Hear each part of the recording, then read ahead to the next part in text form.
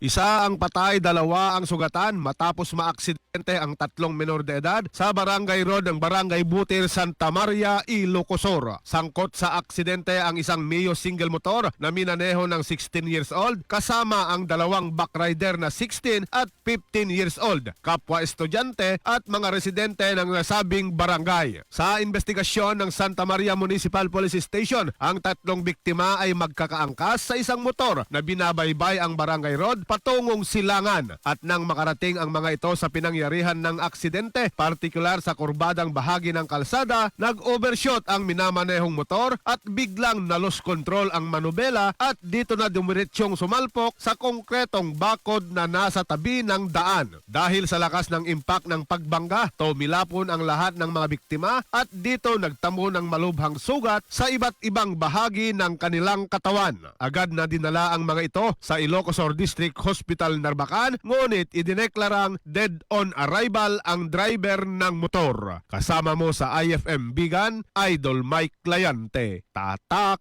RMN.